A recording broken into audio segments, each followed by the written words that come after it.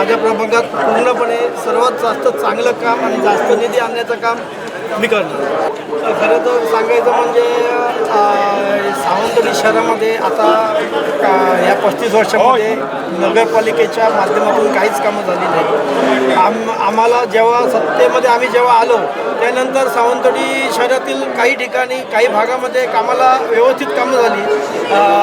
आमचे रवींद्र चव्हाण साहेब जेव्हा पालकमंत्री होते त्यांनी पण भरपूर निधी आम्हाला तेव्हा दिला सावंतवाडी शहरासाठी. आणि आताचे सुद्धा आमचे नितेश राणे साहेब पालकमंत्री आहेत, त्यांनी पण आम्हाला 2 टप्प्यामध्ये जवळजवळ 3 कोटीचा निधी दिला. ते आता सगळं कामं आपली ह्याच्यानंतर होतील.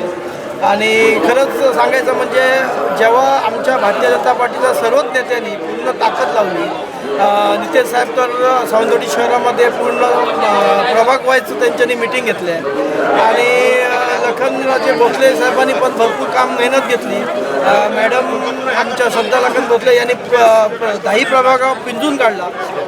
100% केसरकर साहेबांना धक्काच बसेल, पण साहेबांची प्रकृती ठीक नसल्यामुळे ते या प्रचारात वेळ देऊ शकले नाही.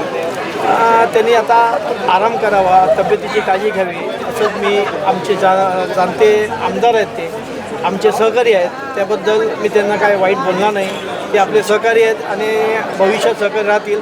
आम्ही त्यांना त्यांची तब्येत व्यवस्थित राहावी म्हणून शुभेच्छा देतो. सांगायचं तर युवकांचा आयडॉल म्हणून त्यांना ओळखलं जातं. आणि विशालजींनी पूर्ण ताकदीने त्यांच्या पूर्ण सहकार्यासकट सावंतवाडी शहरामध्ये ठाण मांडून प्रत्येक प्रभागामध्ये त्यांनी प्रचार केला आणि त्याचंच फळ आपल्याला आज दिसतं आहे. पण मी सर्व मतदारांचे, माझ्या मतदार बंधू आणि भगिनींचे खूप खूप आभार मानते की त्यांनी जो विश्वास मला 2016 साली दिला होता तोच आता 2025ला मला तोच विश्वास दिला आणि त्याच्यापेक्षाही कामं करून त्यांचं समाधान करेन. मला ती माहिती होतं की आमचा विजय निश्चित आहे, पॅनल टू पॅनल विजय आमचा निश्चित आहे माहिती होतं. पण यामध्ये सगळे जे मतदार आहेत त्यांचे मी प्रथम आभार मानते.